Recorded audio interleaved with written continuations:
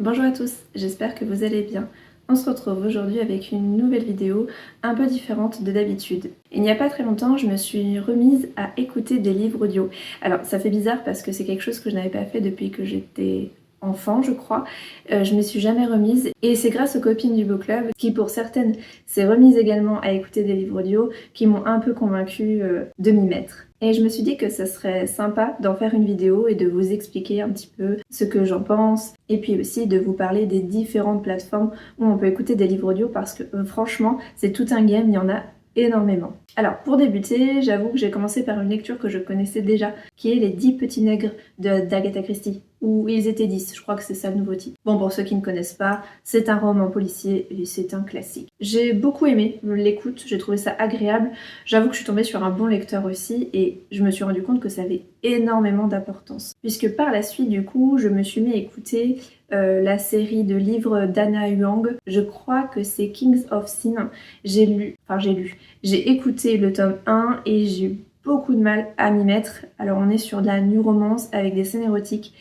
Et alors je vous avouerai que le lecteur, alors il a une très belle voix, hein, mais il a une voix un peu de baryton. J'ai l'impression que mon père me racontait des scènes érotiques, c'était très perturbant, je l'avoue. Par contre, le tome 2, du coup, les deux lecteurs ont changé puisqu'on est sur des personnages différents. Et le lecteur masculin avait une voix beaucoup plus légère, plus jeune, et du coup c'était plus agréable de se mettre dedans. Alors les scènes érotiques dans le tome 2, je crois qu'étaient davantage lues par une lectrice, donc du coup c'était plus agréable pour moi, je l'avoue, j'ai préféré. Et ensuite j'ai continué à écouter un autre livre audio qui est La Petite Bonne de Bérénice Pichat. Et là pour le coup, ce sont deux super lectrices qui l'ont lu, deux comédiennes d'ailleurs je crois, et j'ai réussi à être complètement envoûtée dans cette histoire. Alors pour l'instant, voilà, j'ai essayé plusieurs genres, du contemporain, du policier, de la romance, pour voir si j'avais un genre de prédilection ou si vraiment c'était en fonction des lecteurs, et je vous confirme, c'est pas forcément en fonction du genre, c'est vraiment les lecteurs. Si vous avez des lecteurs où vous accrochez pas, c'est un peu compliqué. Et d'ailleurs, c'est plutôt sympa avant de choisir un roman à écouter. Je dis roman, mais ça peut être un essai, une poésie ou je ne sais quoi. N'hésitez pas à écouter un extrait avant pour vous faire une idée, parce que du coup, des fois, c'est quand même compliqué. On se dit que ça va le faire et en fait, il y a des fois, c'est compliqué. Donc je vous conseille franchement, si vous voulez vous mettre au livre audio, d'écouter d'abord un extrait pour voir si vous faites au lecteur. Et si vous vous y faites, et ben let's go quoi. Alors il y a une autre raison en plus des copines du book club qui fait que je me suis mise, c'est que à la base j'écoute pas mal de podcasts. Quand je marche, quand je cuisine, quand je sais pas, je fais des activités manuelles genre du dessin, du coloriage, ce genre de choses pour me détendre. J'aime beaucoup écouter des podcasts ou même quand je fais de la retouche photo. Voilà, pour ceux qui ne le savent pas, je suis photographe et quand je fais de la retouche photo, j'aime beaucoup avoir une écoute. Donc en général, soit j'écoute de la musique, soit j'écoute un podcast. Et donc en fait, quand les copines du book club m'ont dit mais pourquoi tu ne mets pas au livre audio? Je me suis dit, bah, c'est vrai, pourquoi pas, mais ça me paraît bizarre en fait, parce que j'ai besoin d'avoir le livre en physique, vous voyez. Par exemple, pour les liseuses, voilà, j'ai beaucoup de mal, j'aime bien avoir le papier. Alors étrangement, pour du manga, ça me dérange pas de lire sur une tablette. Bon, je préfère quand même la version papier. Le livre audio me permet de faire deux choses à la fois. Des fois, j'ai envie de lire des livres et puis j'ai pas forcément envie de l'acheter. Donc en général, j'emprunte à la bibliothèque. Et puis quand vraiment c'est des livres, finalement, je les veux dans ma bibliothèque. Bon bah, du coup, je me l'achète ensuite. Mais il y a des livres comme ça, voilà, je sais direct si je veux me l'acheter. D'autres, je ne sais pas, donc je les emprunte à la bibliothèque. Et en fait, souvent, dans la bibliothèque, parfois on est nombreux à vouloir le même livre, donc du coup on attend super longtemps. Le fait de mettre sur le livre audio, ça me permet par exemple de pouvoir lire, entre guillemets, parce que du coup on écoute les romans que voilà, je voulais vraiment tester, mais que j'étais pas sûre de pouvoir me les procurer. Et puis finalement aussi, ça me permet d'être sur deux lectures à la fois. Parce que j'avoue que moi, quand j'ouvre un livre, je ne sais pas vous, mais je ne peux pas être sur un roman, je sais pas, une romance, et puis à côté lire un roman policier, version papier. Pour moi, il faut vraiment que je termine le livre que je suis en train de lire physiquement, vous voyez, en réel, en papier. Je peux pas en lire deux côte à côte. Alors après, ça dépend, par exemple, un roman et une BD ou un manga, oui, parce que la BD et le manga, en fait, je vais le lire très rapidement finalement. Que si j'ai deux romans, je sais pas, deux pavés de 500 pages, je vais avoir du mal à passer de l'un à l'autre. J'ai vraiment cette difficulté-là. Par contre, si j'ai un roman papier et un roman audio, et ben du coup, je peux combiner les deux. Alors ça, c'est une préférence, mais je préfère tout de même avoir 2 genres différents. Donc là, pour l'instant, je lis un Cozy Mystery en papier. Par contre, j'écoute un contemporain. Voilà, il me faut 2 genres différents quand même pour faire la distinction parce que sinon je m'en mêle les pinceaux. Je vais pas lire 2 fantasy à l'écoute et à la lecture. Vraiment, ça serait beaucoup trop difficile pour moi. Donc voilà, je préfère faire ce genre-là. Je sais pas vous, si vous écoutez des livres audio, est-ce que vous arrivez à, à lire le même genre à côté, version papier ou pas? Enfin, papier, je dis ça, mais ça peut être numérique, hein. Ça dépend de ce qu'on préfère, bien sûr. Enfin voilà, c'est un peu mon expérience du livre audio. Alors, c'est quelque chose que j'ai commencé à écouter en septembre. Alors je vous avoue par contre que du coup j'ai un peu délaissé les podcasts malheureusement et je me suis davantage mise sur le livre audio et c'est vrai que pour l'instant j'ai réussi à trouver quand même de bons lecteurs et à me mettre bien dans l'histoire, mais par contre il faut pas que je fasse quelque chose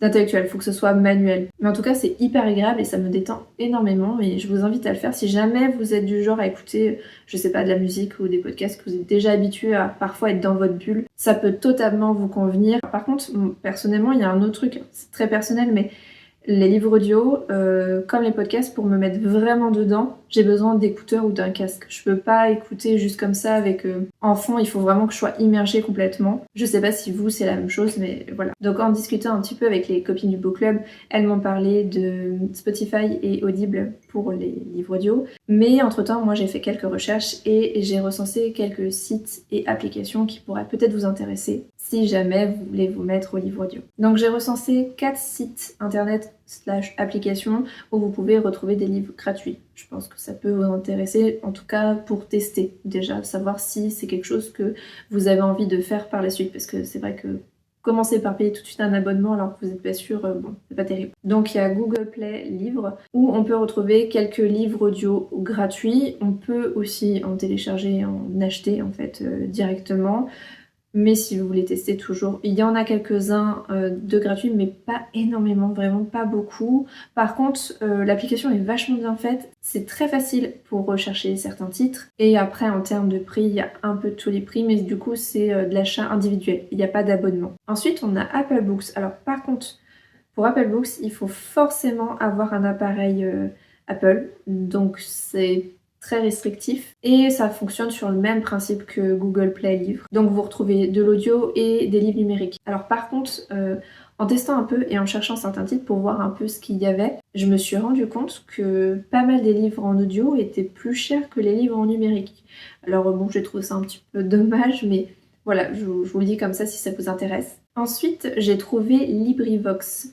Alors c'est un site américain, mais on retrouve quelques titres en français. Alors pas énormément comparé à tout ce qu'il y a. Donc par exemple, je crois qu'il y a plus de 41 000 titres américains, enfin en anglais, contre 1037 je crois en français, donc il n'y en a vraiment pas beaucoup, et c'est plus des œuvres classiques. Par contre, c'est un site qui est totalement gratuit et géré par des bénévoles. Et enfin, on a un dernier site qui est gratuit également, qui est géré par une association, je crois que c'est depuis 2007, et normalement à la base c'est pour des malvoyants et non-voyants, et ils proposent principalement des œuvres classiques. Voilà, c'est que ça.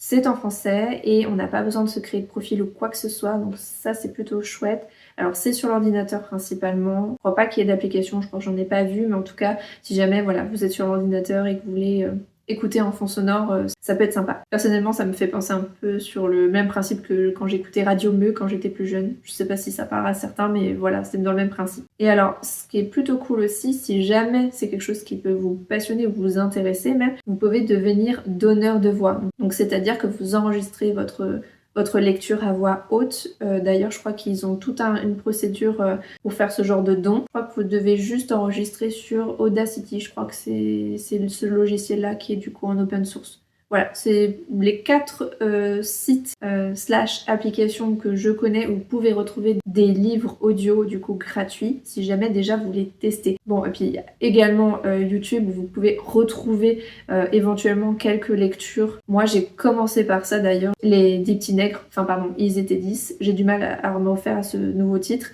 Du coup je l'ai écouté sur YouTube à la base juste pour voir si j'y arrivais à me mettre dedans en fait tout simplement. Mais si jamais vous voulez pas passer par YouTube, voilà, voilà, vous avez ces 4 sites-là. Ensuite, on peut écouter des livres audio grâce à des plateformes, mais du coup, ça marche sous forme d'abonnement. Donc le plus connu, je pense que c'est Audible, et c'est vrai que c'est celui qui référence le plus de livres. Je pense dans toutes mes recherches, je crois que c'est celui qui en avait le plus, et ça marche grâce aussi à Amazon. Donc vous avez un essai gratuit pendant 30 jours de mémoire, mais je crois de toute manière que toutes les plateformes, hormis Spotify, je sais plus la période d'essai, mais toutes proposent un essai au moins de 30 jours. En général, comme là, vous avez un crédit d'offert, donc un crédit est égal à un livre, peu importe la durée du livre, le montant du livre, voilà. C'est juste, voilà, un crédit est égal à un livre, il n'y a pas plus simple. Et sinon, de mémoire, l'abonnement, c'est 9,95 €. Franchement, toutes les plateformes que j'ai vues, c'est à ce tarif-là, enfin 9,95 € ou 9,99 €. Bon, c'est 10 € en gros maximum pour le prix de base, donc un crédit, un livre. Et ça pour beaucoup des plateformes que j'ai vues. Après, ce qui est sympa avec Audible, c'est qu'ils font souvent des offres. Soit vous avez le délai de la période d'essai qui est rallongé à 60 jours par exemple, ou alors il faut surveiller, parfois vous avez des offres comme là en ce moment, je crois que jusqu'à mi-décembre, vous avez une offre où c'est 0,99 € par mois pendant 3 mois par exemple. Donc vous pouvez totalement faire 3 mois et puis après vous annuler puis vous venir plus tard par exemple. Vous avez des périodes d'essai gratuites qui parfois reviennent quand vous avez pendant un moment où vous n'y avez pas été par exemple, on peut vous le proposer. Ou alors il faut aussi checker pendant les périodes de Prime Day ou des Black Friday. Par exemple, vous pouvez avoir des grosses réductions en termes d'abonnement, donc ça peut être intéressant. Et puis bon, tout ça c'est sans engagement, donc ça facilite les démarches quand même, c'est plutôt chouette, ça vous engage à rien sur la durée, donc c'est plutôt cool. Si vous avez un compte Amazon, c'est facilité puisque du coup ça va être sur votre compte Amazon que vous allez pouvoir gérer cette partie Audible en fait. L'avantage comparé à l'autre plateforme que je vais vous parler ensuite, donc vous prenez un crédit en fait pour payer un livre.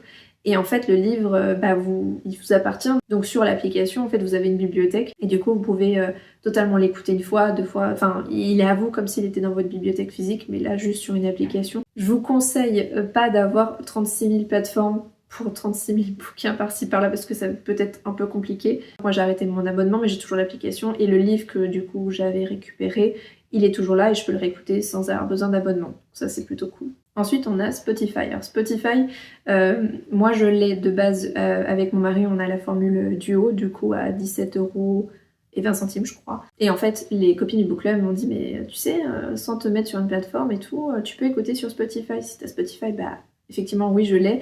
Alors plus pour très longtemps. Enfin, c'est-à-dire que janvier, février, il y a des chansons qu'on passe complètement sur Apple Music, dû au fait que, pour soutenir les artistes et compagnie, c'est quand même mieux. Spotify, c'est pas terrible non plus, donc voilà, on va y aller progressivement. Là, j'aimerais juste profiter de Spotify aussi pour les livres audio, du coup, en attendant. Et après, très honnêtement, je passerai sur Audible full parce que je préfère largement cette plateforme. Donc Spotify, il y a deux formules. Il y a la formule personnelle, du coup, qui est à 12 € par mois, je crois, avec 12 heures d'écoute. Donc bien sûr, c'est tout ça sans pub. C'est grâce à ça que, du coup, vous pouvez avoir accès aux livres audio, parce que sinon, je crois pas avec la formule gratuite et pub que vous ayez accès à cette catégorie-là. Personnellement, donc j'ai la formule duo. Alors, chose que je ne savais pas, à la base c'est mon conjoint du coup qui avait Spotify, parce que moi j'étais sur Deezer avant.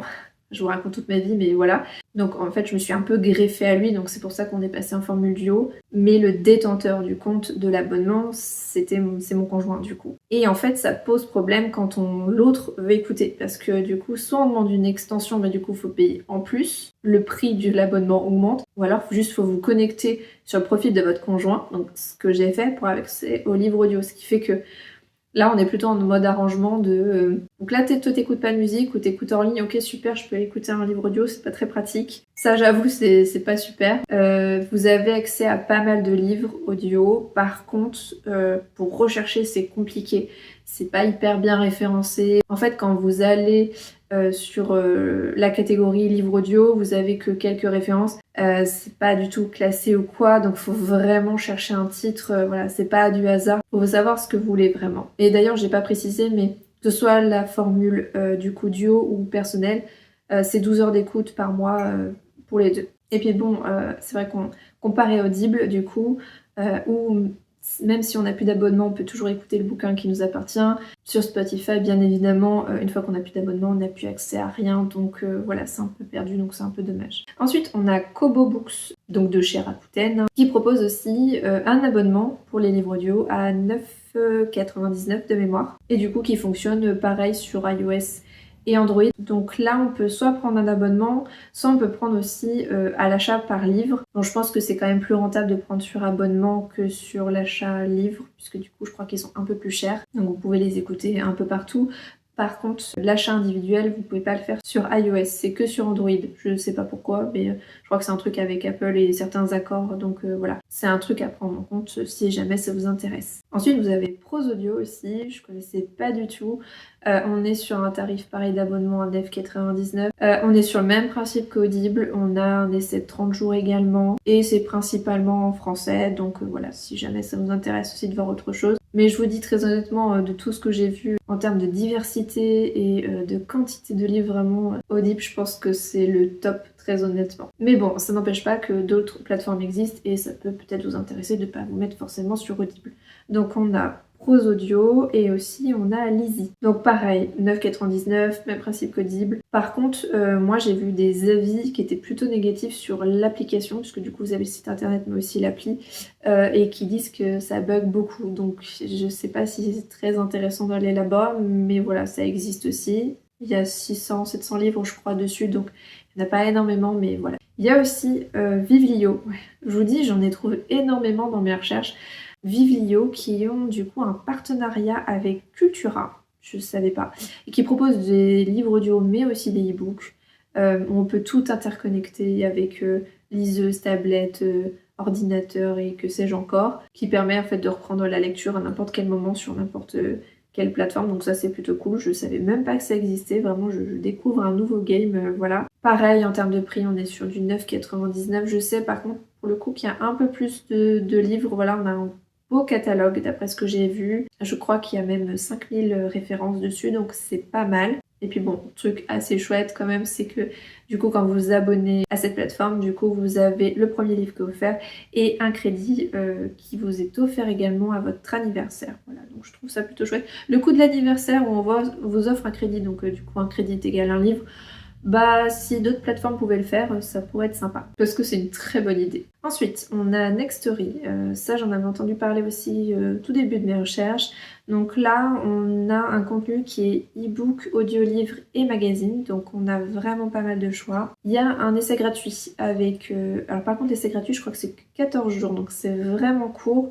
Faut vraiment avoir le temps d'être sûr d'essayer pendant ce laps de temps.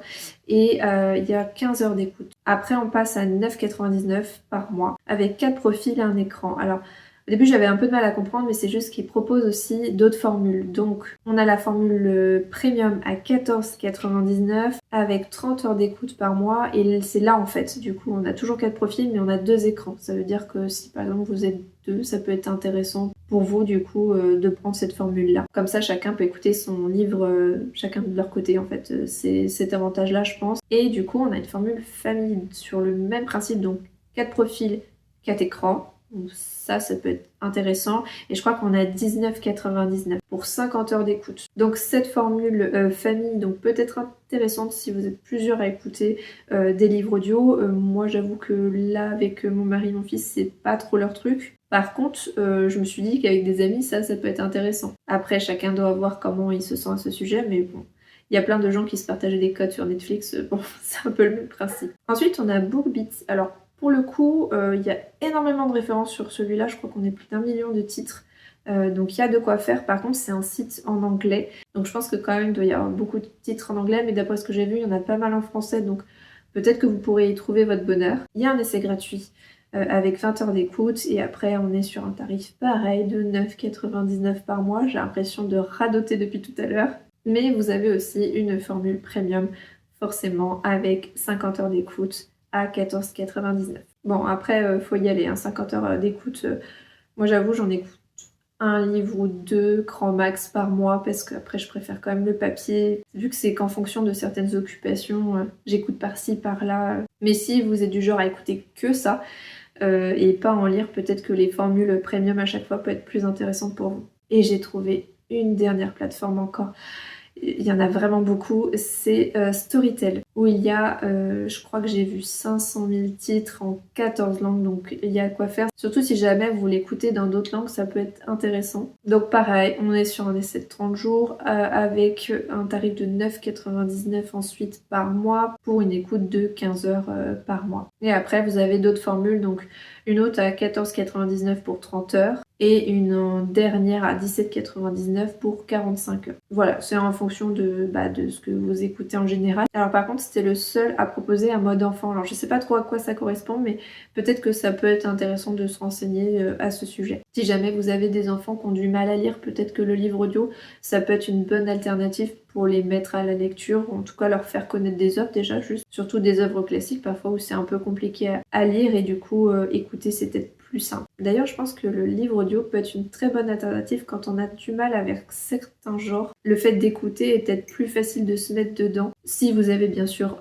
un bon lecteur en face ou des bons lecteurs en face, j'avoue que ça aide pas mal. Voilà, j'espère que cette vidéo sur les livres audio vous aura plu, vous aura peut-être donné quelques idées. N'hésitez pas à me dire ça en commentaire si jamais vous avez envie de vous y mettre ou qu'en fait non pas du tout, vous êtes complètement réfractaire comme moi avec la liseuse par exemple. En tout cas je vous dis à très bientôt dans une prochaine vidéo, prenez soin de vous, bye.